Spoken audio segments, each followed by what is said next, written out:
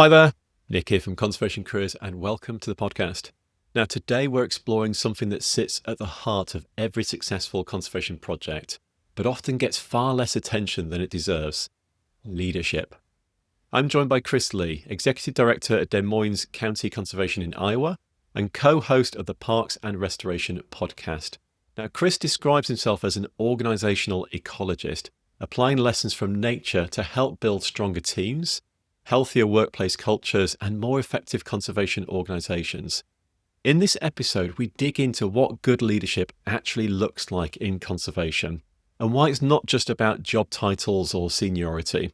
We explore how culture shapes performance, and why putting people first is essential, and how thinking of organisations as ecosystems can completely change the way we work.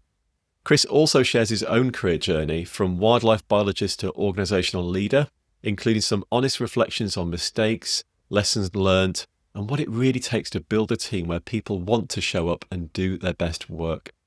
And we talk about how anyone at any stage of their career can develop leadership skills and have a positive impact on their organisation. It's a thoughtful and practical conversation about the human side of conservation and how, if we get that right, everything else becomes possible. Enjoy.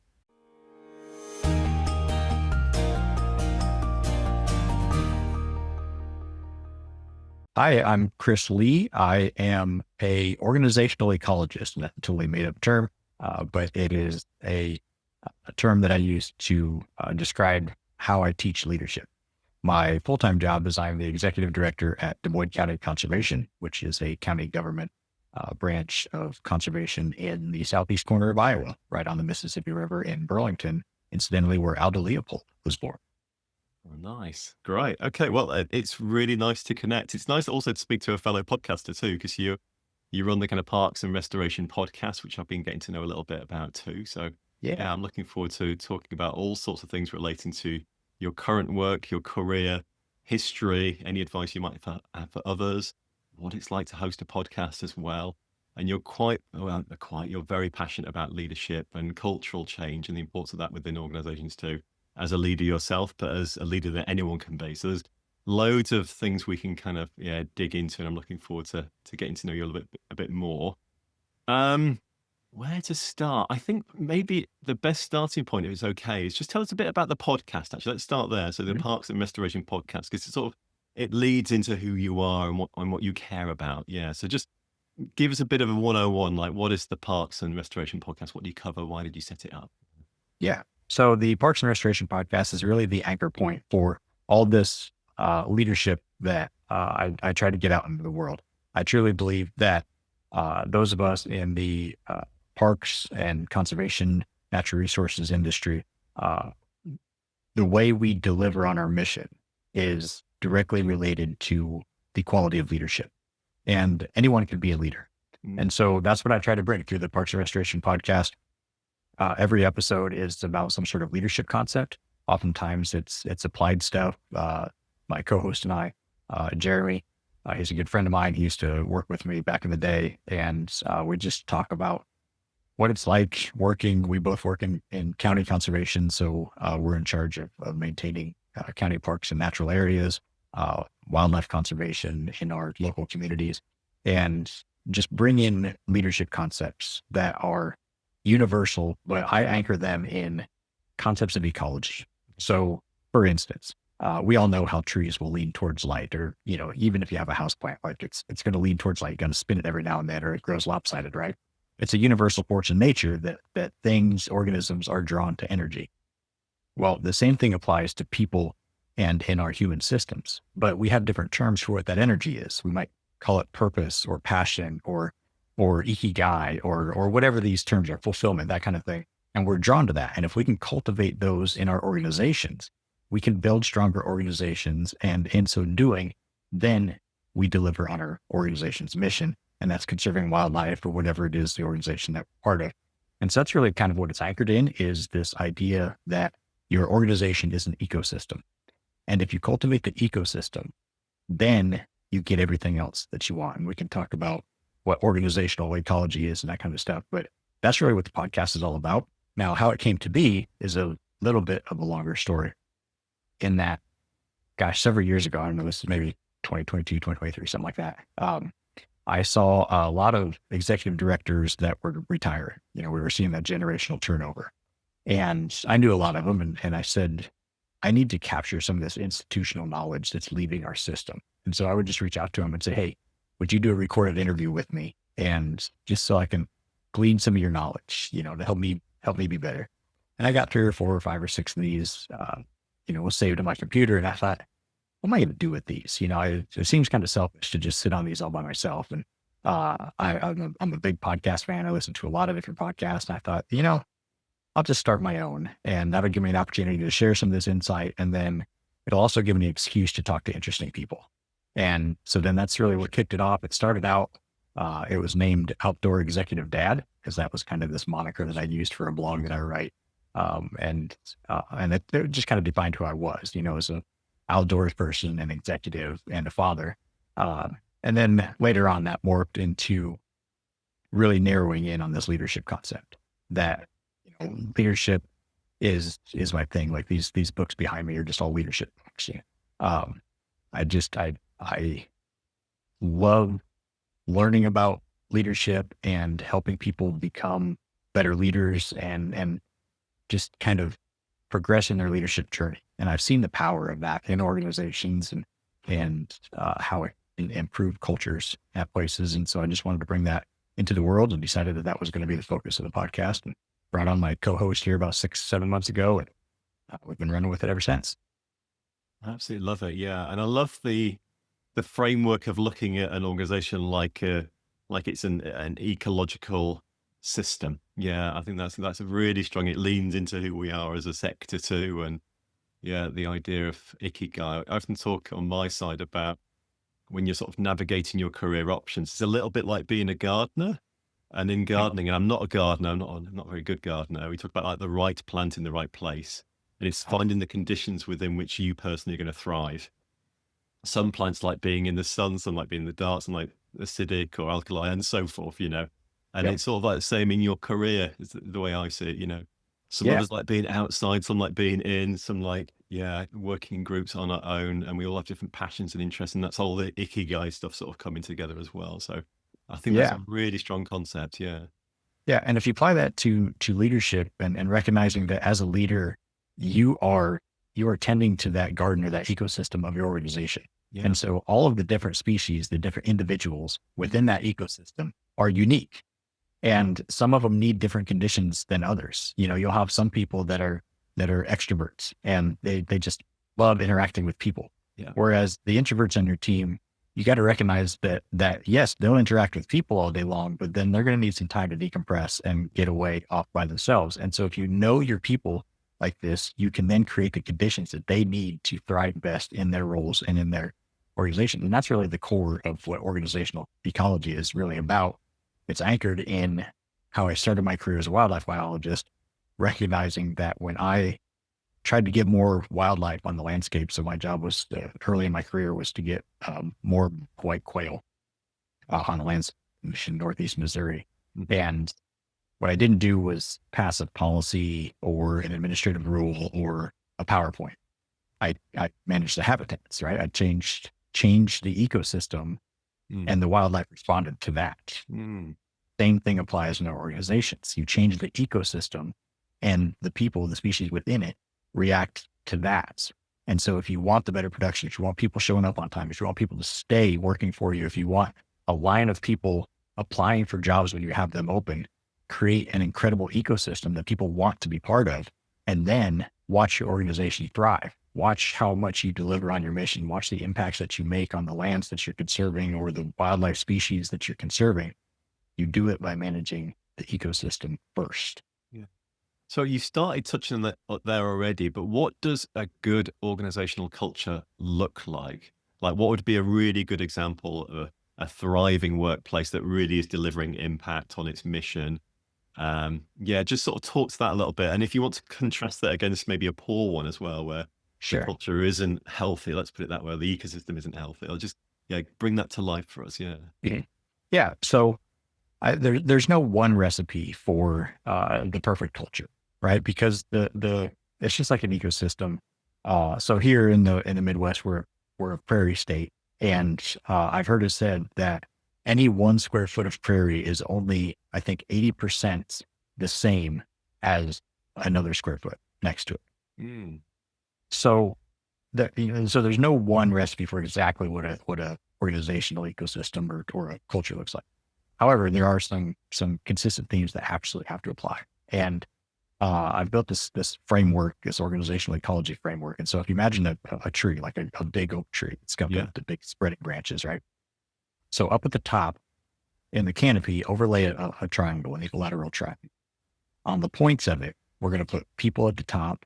We're going to put purpose on the bottom right. We're going to put perspective on the bottom left. So we'll go through each of those real quick because this really defines what a culture is. So culture is people first. Any organization that's going to have a good culture is people focused.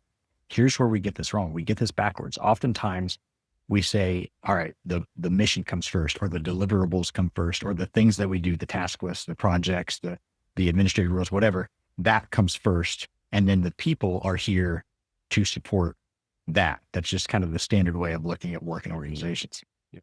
That's backwards. So when I do my talks, I will ask the audience, if whatever your funding agency is, let's say you work for a state or national agency or an NGO or whatever, and the head people come to you and say, you know what, we're going to double, we're going to triple your budget, but you have to get rid of half of your people. Nobody's taking that deal. Like almost nobody is taking that deal because you cannot deliver on your mission. You cannot do what you do without the people that you do it through. Yeah. So why do we not first focus on the people, right? Mm-hmm. Because that is the only mechanism we have to deliver on our missions, whatever that mission happens to be within your organization. So from that, we cascade on down. So if you want people to be engaged, you want them to be motivated, and this is pretty easy for those of us that work in the world of conservation, they've got to be tied to a purpose and understand this broader purpose of what it is that they're doing, right? So this is the bottom right corner of that triangle. And Jeremy and I, my podcast host, Jeremy, we talk a lot about starting with why. So Simon Sinek, why, one of my favorite books of all time. And you know, he says that this idea of having a core why is absolutely critical. And I've seen this in organizations. It's one thing to just go out and check things off the task list, or, you know, I'm going to go out and conserve species, but why are you doing that? Yeah. And often this is what draws people into this line of work, because this is a very purpose-driven line of work, right? But as organizations, we often forget to communicate that regularly. So we have our mission, and, you know, I would ask anybody listening, can you recite your organization's mission statement from heart? Most of the time they cannot. And even if they can, it's really just a list of words.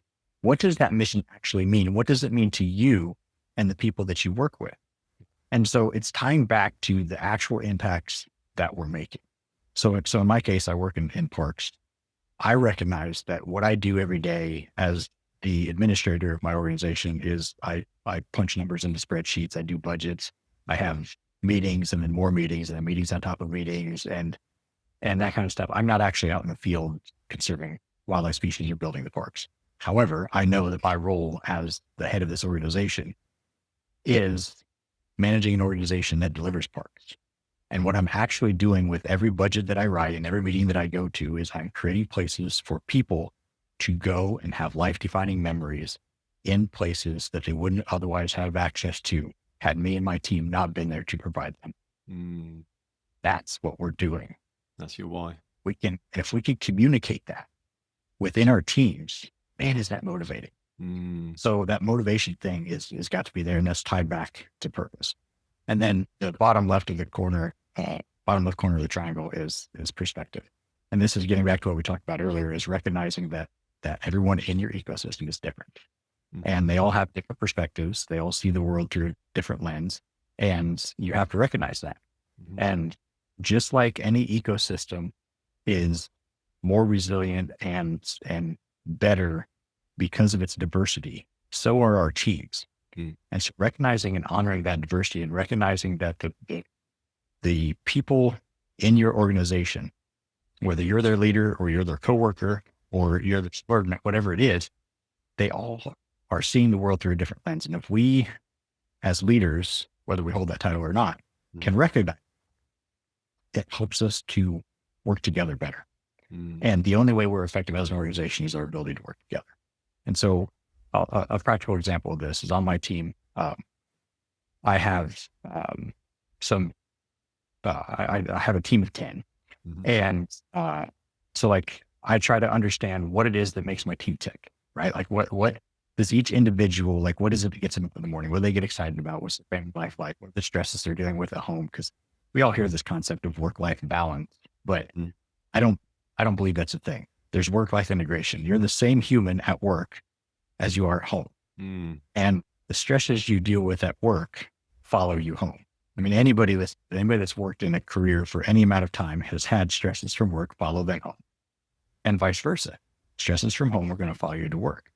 And so it's important for us as leaders to recognize that, I don't believe that anybody wakes up in the morning thinking, oh man, what can I go screw up today? Right.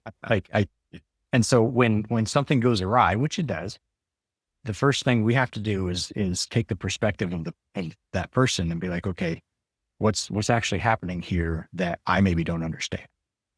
And, what is it that motivates them?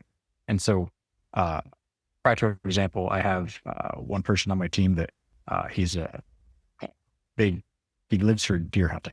All right. We're a big hunting culture in this part of the world. Yeah. And so I recognize that he's going to build his vacations around the deer season around here.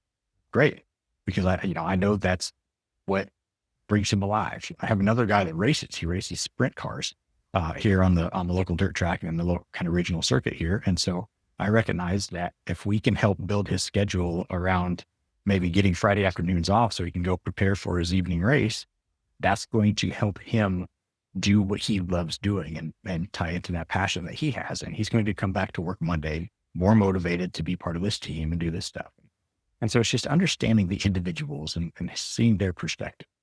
So you bring those three big things together, and there's a lot more to it, obviously, but you bring those three things together, that's the start of a fantastic culture.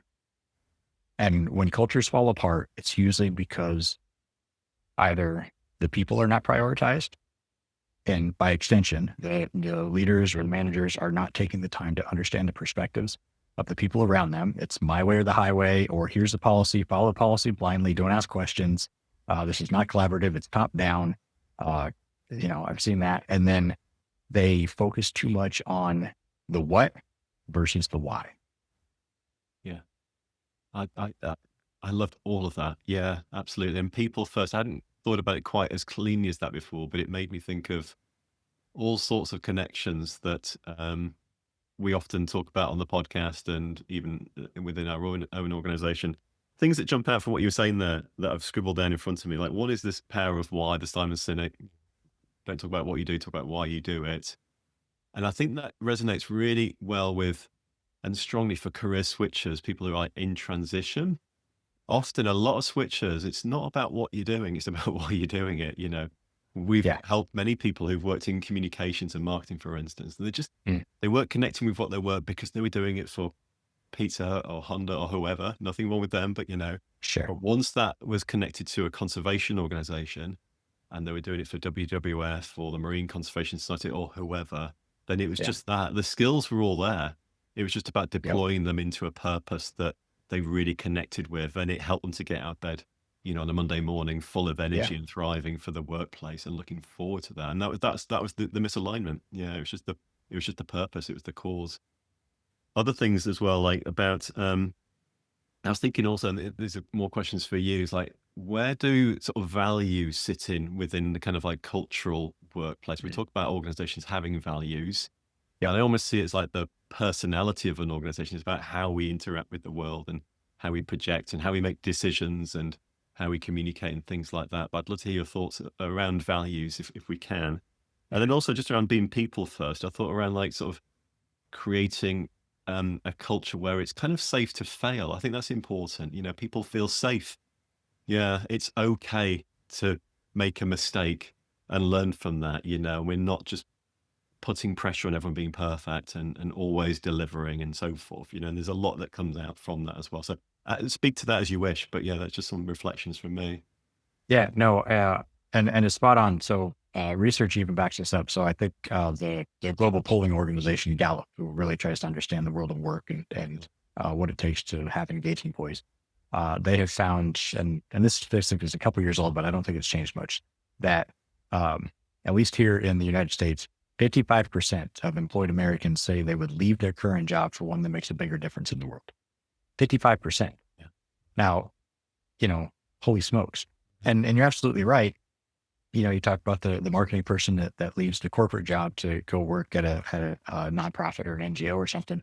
And the pay may be significantly less, but the impact that they're making, the value that they're bringing to the world is so much more.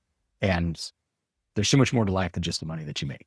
Yeah. Right. And there's so much more to life than, I just saw a comment helping the CEO buy the next toy, and I love that. And that we have to understand what are our values as people and how do we then translate those to the life that we want to build. So you talked about organizational values. So this goes to the rest of the framework. So I mentioned that this triangle is overlaid on top of a tree, right? So the triangle is the canopy, like that's where the energy is made, but you still got the trunk and the roots of the tree. And this is where, so the trunk is, so I call it proactive. So we got up in the top, you got people, purpose, and perspective as the points. And then the trunk is proactive because that's where things flow, right? That's the water and the nutrients, they flow up and down. And then the roots are process. So it's the 5 Ps of a thriving organization. And that process is what anchors your ecosystem in place. And within that process would be your values. So your organizational values, what do we stand for as an organization? What are our core expectations for the way we behave, the way we approach challenges, the way we do things? That's really, sometimes it's explicit, sometimes it's just unwritten and it's understood, right? And so that's where those would come in, is that's part of the process of your organization that anchors your organization in place. And then the proactive part, that's where the leaders really, that's the doing part. So in the 7 Habits of Highly Effective People, Stephen Covey, one of the 7 habits is be proactive, right? And what he says is that there's a gap between stimulus and response. And you get a choice right there. And oftentimes we have stimulus and reaction, and we don't, that gap is really, really narrow. If we widen that gap a little bit and we say something happens in our organization, with all the crazy things that happen, we all are oftentimes up against budget, right? Mm-hmm. So let's say we're faced with a budget shortfall or a budget cut that we're going to have to face. We can immediately jump to crisis mode and talk about how the sky is falling. Or we can widen that gap a little bit and we can choose our response. And this is where it comes down to what are our values and how do we put people at the center of this organization. And so the leader could walk in, or anyone within the organization could walk in and say, hey, we're going to have some challenges ahead of us, but we're up for it. We're going to tackle this. And the challenges that we face are not insurmountable. And they are not worth walking away from, because our mission is greater than any challenge that can face us. And the end result is the same. You still got to deal with this budget cut, right? But the communication is significantly different. And the way your team and the way the people around you are going to face this is very, very different based on how you as the leader, how you as the person within the organization communicate. And that's what it's all about, being proactive. And that's going to fall back. That's anchored in your values. And if your values are, we are not just blindly reactive, we take the time to come up with creative solution, or take the time to build efficiencies into our system so that we're not wasting money. We have places where we can trim a little bit to keep operating and keep delivering on our mission, even when times get tough. And so that's really what that's anchored in. Your values and the way you do things anchor your ecosystem. So these can be your policies, your SOPs, and things like that. But that's really where that comes in. And then you as the leader, you as the person within the organization, how you connect those to the energy of your system up there in the canopy, that people purpose perspective thing.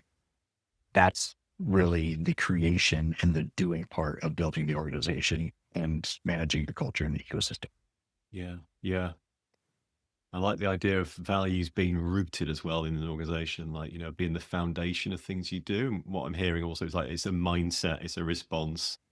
And I think the example you shared there, the values that came out for me was we're creative, we're creating of our response. And yeah, and we're efficient. So there's like creative and efficiency is probably part of the values of that organization that you were Mm. providing an example around, and it just shows like these are the values in action. That's really Right. nice. Yeah. Yeah. Yeah. And it goes back to this idea of resiliency. Yeah. Ecosystems, the more mature ecosystems are built on resilience. So like I said, I'm from a prairie state. The majority of Iowa was covered in prairie before we came in and settled it and turned it all into corn and soybean fields. And those prairies were maintained by prairie fires, whether they were naturally set or they were set by early humans. And that's what maintained those fires. And that's what maintained those prairies. Mm. And that concept of disturbance is at the core of ecological management, really. Mm-hmm. If you manage a forest and you're thinning the canopy, you're applying disturbance.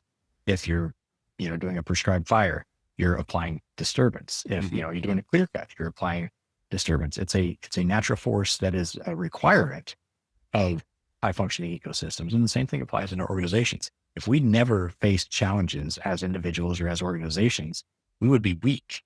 We would be fragile. Yeah. And so that's comes down to that perspective thing again, is how do we look at these challenges and recognize that this is bringing value to us. Yeah. And, what doesn't kill you makes you stronger isn't just a cliche. It's a universal force of nature. And so we can embrace that and recognize that is just a core function. Then we can handle things a little better and build stronger organizations and stronger teams. Yeah. And that connects also back to the idea that I was sharing around not being afraid of failing, like, not encouraging failure, but accepting it and learning from it. And, first attempt in learning, it's a bit cheesy, but I think there's something in that, isn't there? Where in an organization where, this is how we react, we respond. That's just part of, the disturbance of the organization and the thriving and the resilience that kind of built out from that. Right. I'd love to talk a bit more about this idea about leaders, leadership, I should say, not just being about leaders in terms of we think of senior managers, the CEOs, the directors, the senior management team, whatever you want to call them. And we've talked on the podcast before with other guests about the idea that anyone can cultivate leadership within themselves, no matter what stage you're at, whether you're a student, a volunteer, an intern, at whatever level. Just talk to that if you could, please, because I think that's really important for people to hear. Yeah. So I draw a very clear distinction between leadership and management. Right. Anybody can be a leader. Management generally requires a title, but there's some nuance there too. But so let's focus in on leadership. Leadership to me really is how do you build a team? How do you interact with those around you in service of a shared goal? And I have seen in my own work how people within the organization without the formal title or anything are absolutely leaders. So we had a park ranger several years back. He retired a few years ago. He was 100% a leader. People would come work for my department because they wanted to work with that guy. And he had this gravitational pull. And, he was this endless optimist. He was fun to be around, but this guy would work you into the ground. And there were summers, so we hire interns every summer. And I mean, we would have these, 18, 19, 20-year-old young guys just starting their career, going to college and trying to get some experience over the summer. And I mean, he'd have them out chainsawing from 7:30 in the morning till 3:00 in the afternoon, in the hottest parts of a Midwestern summer with 98% humidity, 90 degrees outside. They'd come back. I mean, they're just soaked from head to toe. And they say, I can't wait to come back and do this again tomorrow. And I'm like, what is this guy's thing? But it comes back to what we just talked about. He put people first. He was so interested in them, in getting them experience. And he brought this, I don't know, this dynamism that you couldn't help but be drawn to. And I'm like, okay, that guy's a leader. He did not want the formal title. He didn't want to climb through the ranks. He wanted to do what he did. He loved what he did, and he loved working with the people that he worked with. And so that has stuck with me ever since, because he and I would battle back and forth sometimes. I'm like, Pat, you got to do better at planning the work and the admin side of things, and prioritizing. He was kind of one of those, like, you get there in the morning, be like, okay, I think we're going to go work on this. I'm like, no, you got to plan this out a little bit better. But that wasn't his strong suit. His strong suit was rallying the team around doing something incredible, going out and managing the parks.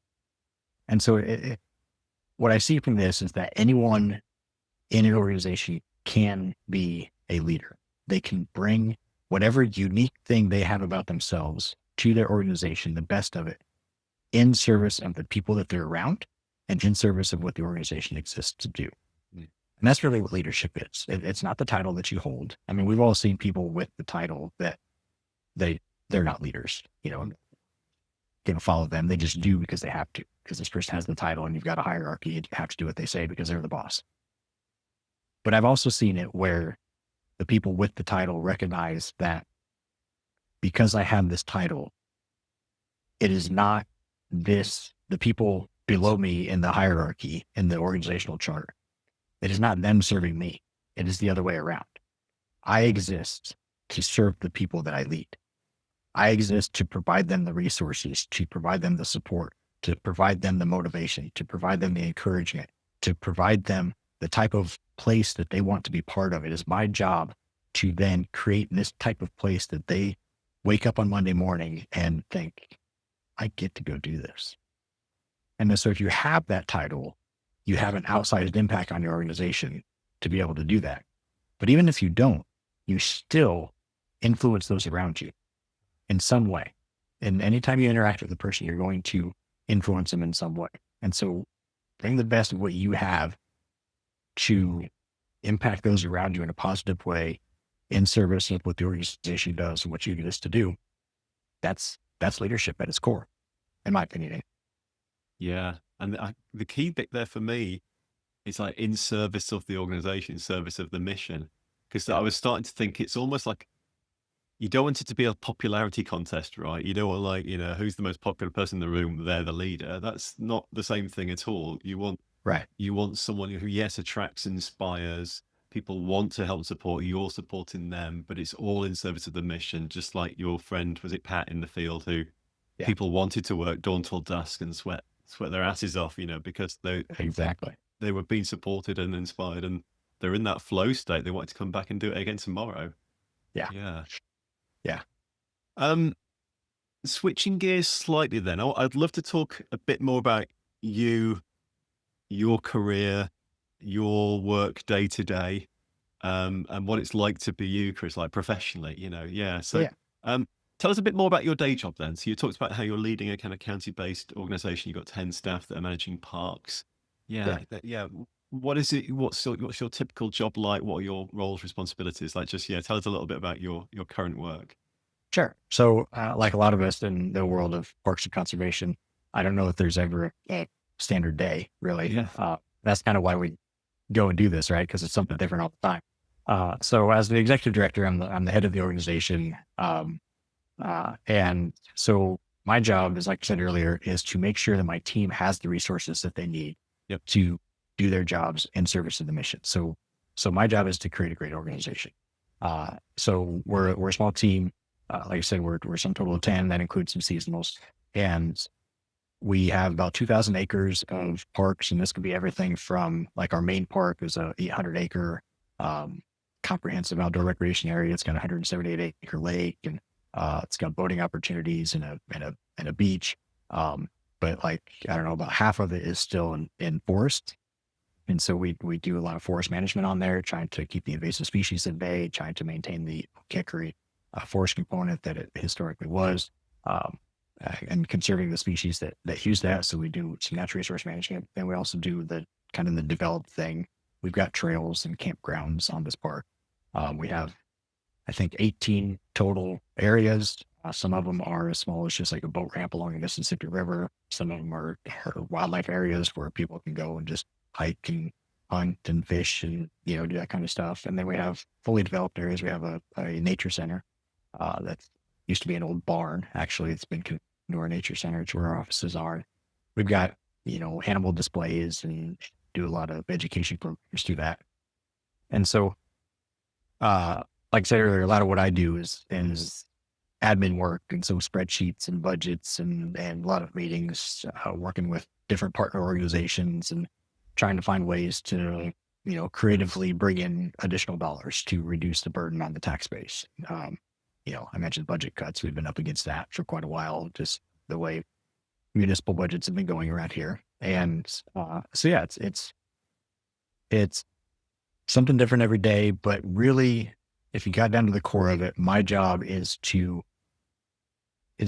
build relationships with people, whether that's my team, whether that's the partner organizations that we work with, whether it's the public that comes and visits our parks, whatever that is.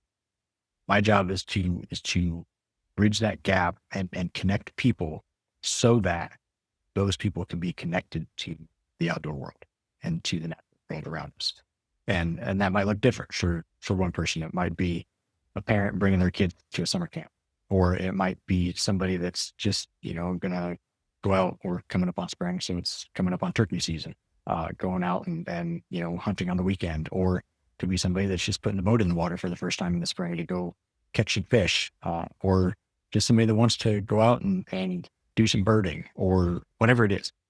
We try to make sure that those experiences are available close to home, because it's nice that we're a county. So we just operate in this one county. So we can really focus on what our local community wants and needs, and then just connecting the people to the people that provide that, and then the resources that they need to be able to go do those things.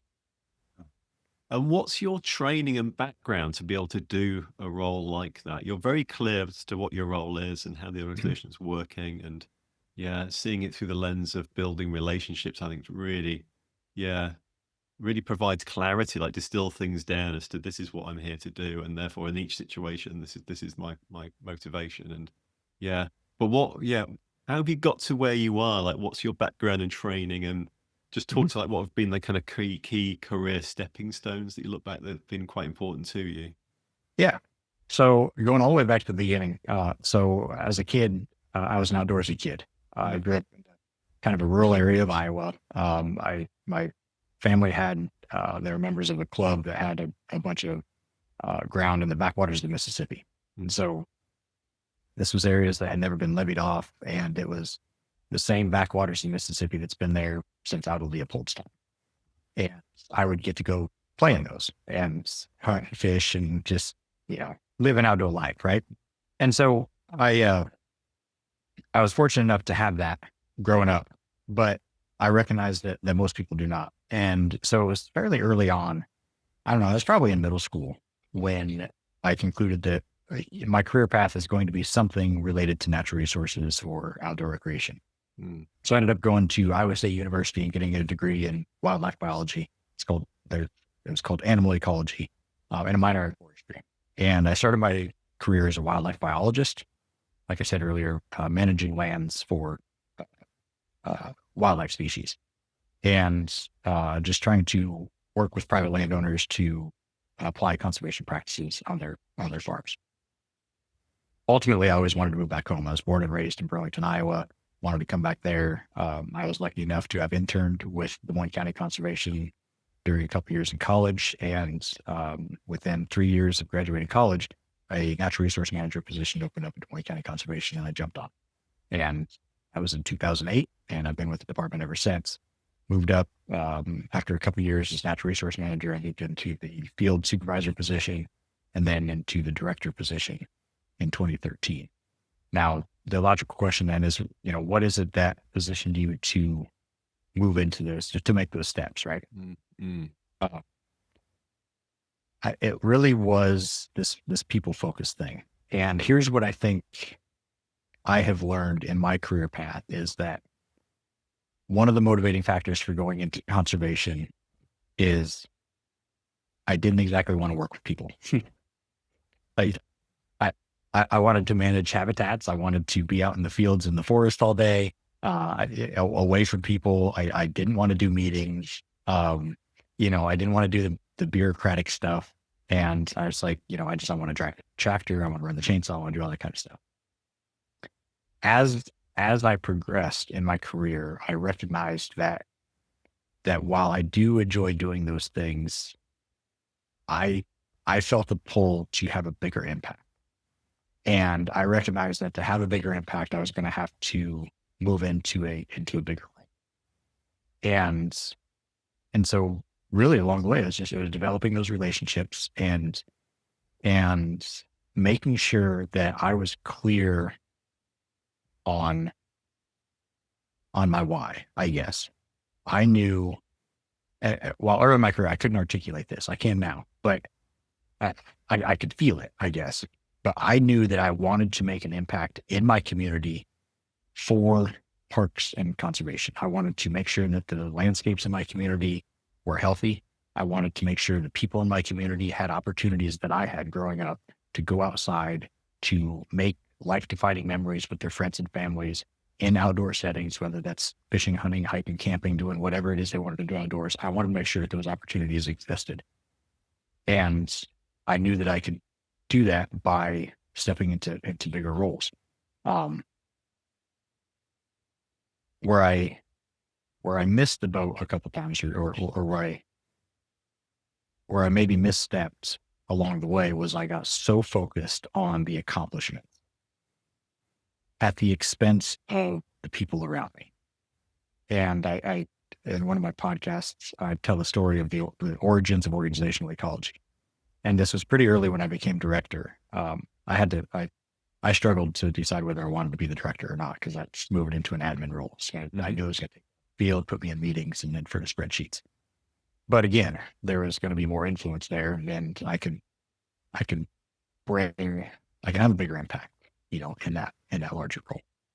So I took it, and I was so focused on getting things done and finishing projects and doing and doing the next big thing and developing the campground or building the next park amenity, whatever it was, that I didn't at the time have the maturity to recognize that those things only happen if you build the organization. And I had this situation one time where it was, I had to have one of those tough conversations with some staff that weren't meeting my expectations. And we were having this conversation, and one of them said, "Chris, you could be intimidating." And I didn't realize it for what it was at the time, but it was only afterwards, upon reflection, where I was really asking myself, am I cut out for this leadership role? Am I cut out to be the boss? That I was like, what if being a leader is more about creating the ecosystem? What if it's the same idea, the same concept that I brought to wildlife management? What if I applied that to an organization too? And that's where my mindset started shifting, and it's made all the difference in the world. I mean, we have a super engaged team. Whenever we have a position open up, we have people waiting in line usually to get a position. We have interns that absolutely refuse to go work anywhere else. If we keep hiring them, they say I'm going to keep coming back. I have guy that works for me right now. He started as a high school intern, getting away from high school class and just, doing that, one of those work study type things, and worked for us for 4 years running, going through college. And we kept telling him, you need to go get diversity of experience. You need to go somewhere else and then, get some diversity on your resume. And he's like, nope, if you keep hiring me, I keep coming back here. Mm-hmm. And it so happened that right as he was graduating, we had a position open up. And we already knew him. We knew what he was capable of. And he said, okay, yeah, that position is yours. It doesn't mean we don't sometimes have our struggles. So every organization's going to. But that was a big thing for me, was I never, ever wanted to bring fear or intimidation to the way I lead or to the way I manage. And when I was told that's what I was doing, it was a real gut check for me. And, I considered leaving. I considered, I'm going to have to go somewhere else. I'm going to have to go back to working in the field where I belong. Um, and instead I looked to what is my background and what do I know that has worked in a different way in the past, a la wildlife management, and how can I apply that to an organization? And that's ultimately how this concept of organizational ecology came about. And so now, since I've kind of formulated that framework, I want to get that out into the world because I've seen the value of it. And I know that more organizations out there could benefit from applying, just some of this concept of looking at your organization as an ecosystem and cultivating that. And then the productivity and the accomplishments come from that more so than they ever could by just, browbeating people and saying, go do this, the way a lot of sometimes organizations. Yeah. It's a lot about nurturing, isn't it? That's the word that springs to my mind as I'm listening, and really people centric. Yeah. In every aspect of what you're talking about, sort of people first. And again, on the podcast, we've talked many times to people about how people come into wildlife conservation because we care about animals or species or whatever it might be. And then before too long, it really becomes about people. And how can we work with people? How can we motivate, inspire, change behaviors? Yeah. And so forth. Yeah. Yeah. Yep. You talked about having people sort of lined up, waiting, wanting to work for your organization. Yeah, which is a really good signal. What do you look for when you're hiring staff? Yeah, are there particular kind of recurring qualities that help help people to stand out as things that people might want to think about nurturing themselves? Like, what does a really good candidate have that you're looking for? Oh man. If someone could solve the hiring dilemma, they've got a $1 billion consulting program on their hands. I've been hit and miss on this, because generally the way we hire is, you take an application, you read somebody's resume or their application, you learn about their background, their experience, their education. So that's minimum standards for getting it. You got to know this much or have this much experience. And then you do an interview with them and maybe sit down for an hour or two. Very rarely, I see some organizations, they'll extend that out a little bit, but it is very hard to get to know somebody well within an hour or two of a question and answer session. Right. Yep. And frankly, anybody can be anybody they want to be. They can act for an hour or two, put on the best face because they're trying to get this job. And so it's very performative. And so and this is something that I'm working on. Like I said, I haven't solved it, but what I look for is I'm trying to find one, do they have the passion for this? And getting back to that why, what is their why? Why are they wanting to go into this? Is it just because, they want to get some experience working outside? They like being out in the woods. Or do they truly have a passion for delivering opportunities for people to get outdoors? Is it, is them focused versus other focused? And then I try to glean what is their resilience level. How have they, because we've all faced challenges. We've all had failures. So how have they handled those? Because once they get to work for me, we're going to face challenges and we're going to fail sometimes. How do you get back up from that? How do you, and specifically, how do you learn from it? And so I try to glean that a little bit. And then just, are they a culture fit? Every organization's got its culture. It's got its norms and it's, the people are different. And I'm not trying to build, homogeneity in it. But I am trying to be cautious of anything that's going to be a clear, I don't know, getting back to the ecology thing, a clear invasive species into our, established ecosystem. Right. And, something that just is in it for the money, or somebody who's looking for, I don't know, that's, I mean, I get a lot of jobs are stepping stones, and I do recognize that. So I don't want to say I'm looking for somebody who's going to come here and stay, because I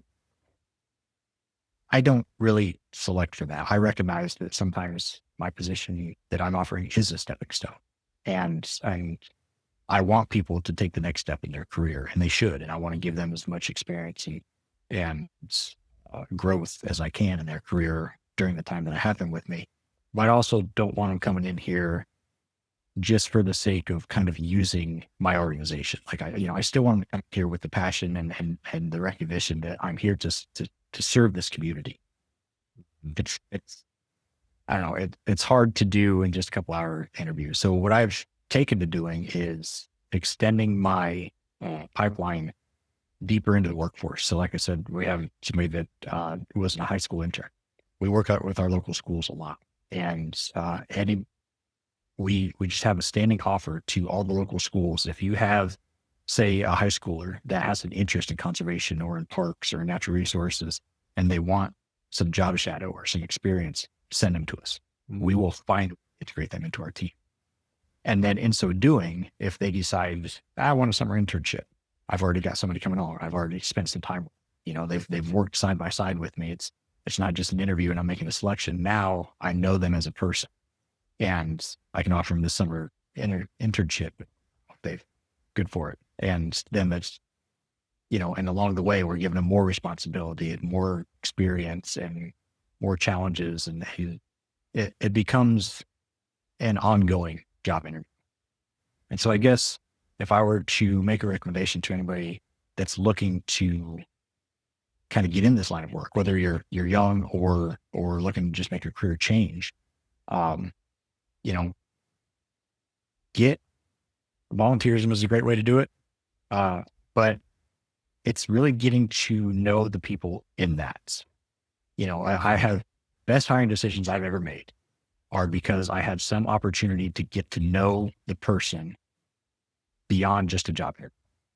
And if you can find a way to do that for yourself, and then if there's an organization you want to work for, an industry you want to work in, say the conservation industry, if you can give yourself to that and give the decision makers opportunities to get to know you, you stand a far, far better chance of getting selected, because that's certainly what I'm looking for.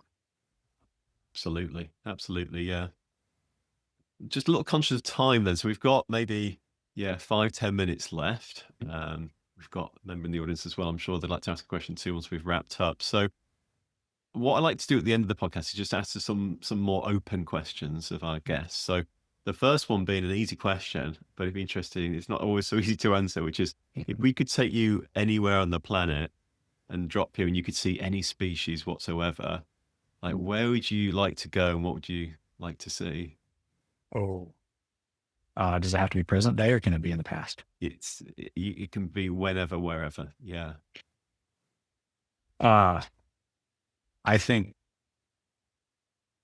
granted, there's a lot of places I go and a lot of species I would like to see, but being that I have such fidelity to my local ecology, I would like to go back in time here and see two things. One, the bison here in North America, before we started eliminating it and before we so totally changed the landscapes.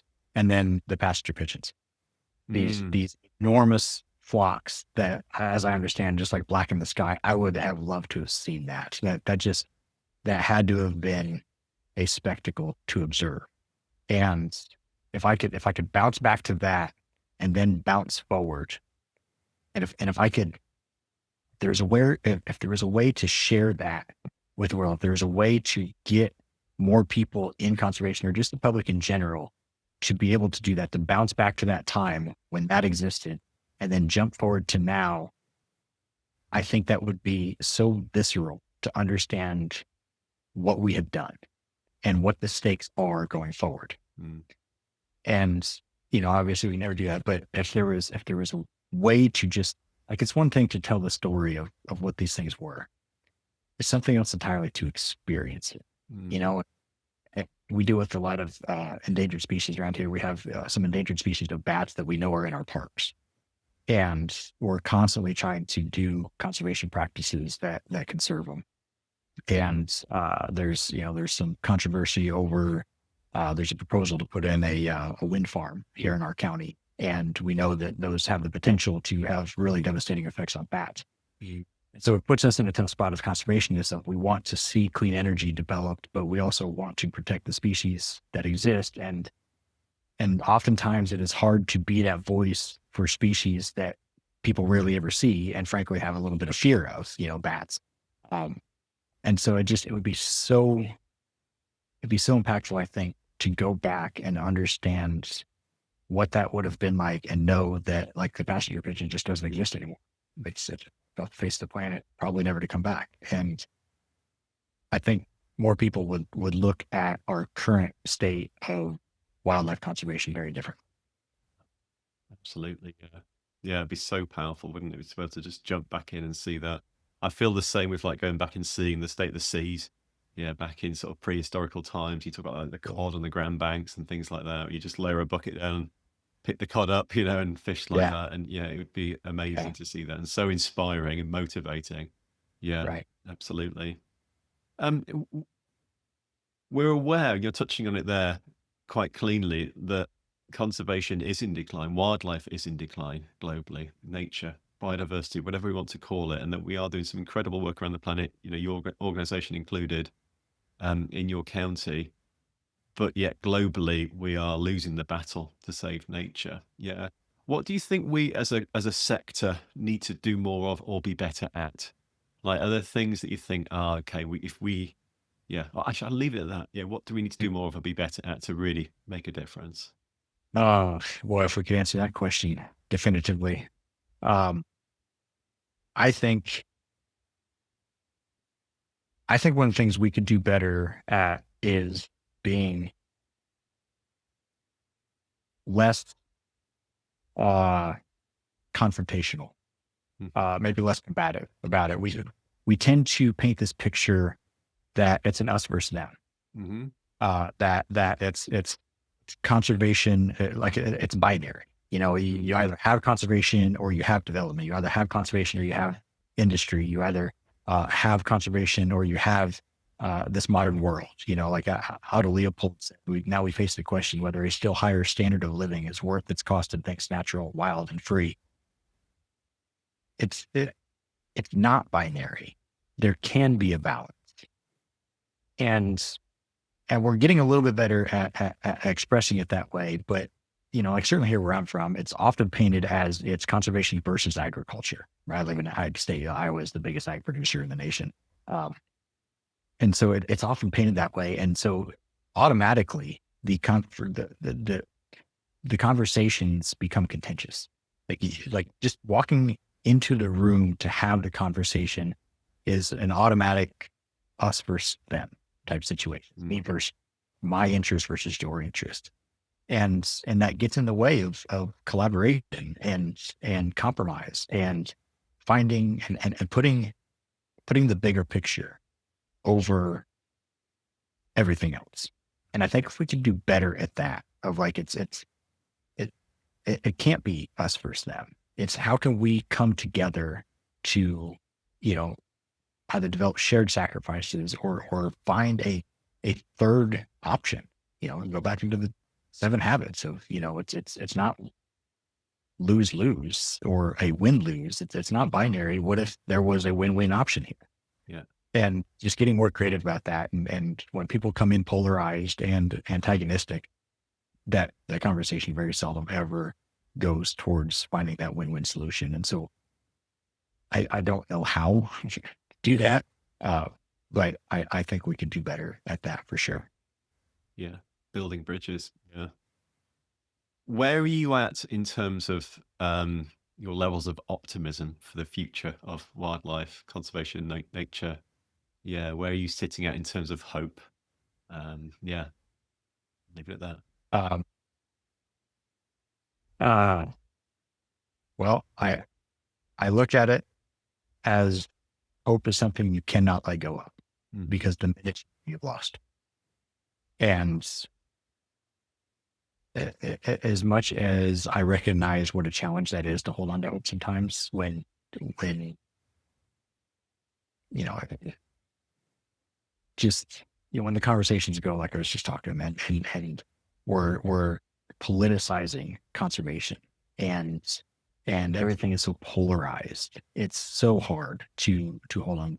But the other thing that I recognize that mitigates that a little bit is that the natural world is built on change.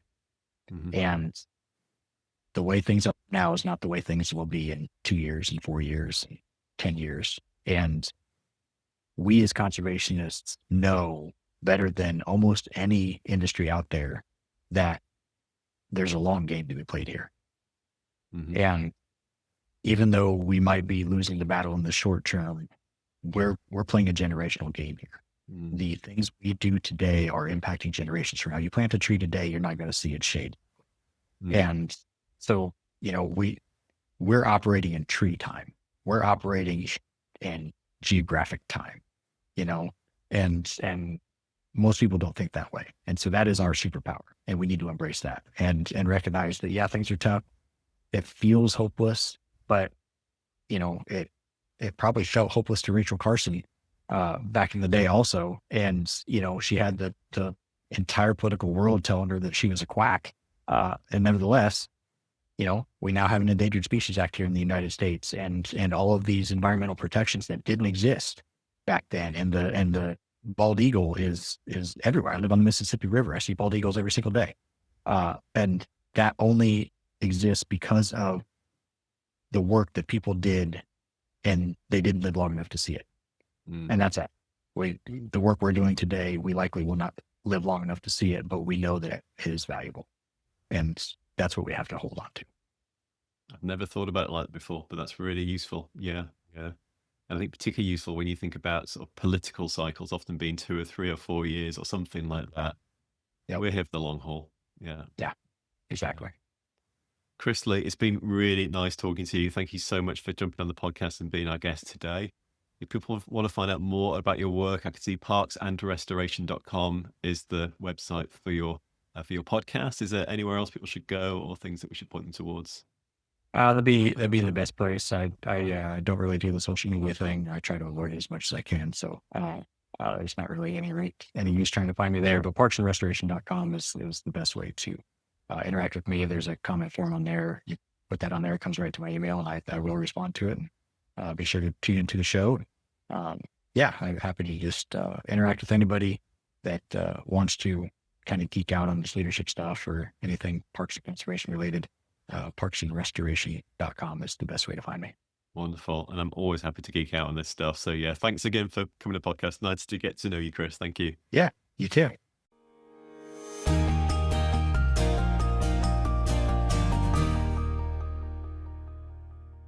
Okay, thanks for listening. If you enjoyed this episode, please follow or subscribe so you never miss a new release. And if you can, leave a quick review or rating, that really helps others to find this show. And a quick reminder, we record these conversations live in front of our members. So if you'd like to be in the audience next time, stay on for the off-mic Q&A and put your questions to our guests. There are 2 ways to join. The first is CC Pro, our members community with a busy schedule of events, access to pro chats like this, resources and templates, plus our job board with over 4,000 live jobs at any one time. And the second is CC Pass, access to all our premium training courses, including conservation standards, project management design, communications, fundraising, rewilding, community-based conservation, marine conservation, plus our careers trainings on applications, securing experiences, scholarships, and more. You can compare options and join at conservation-careers.com/join. Thanks again for being here, and see you in the next episode.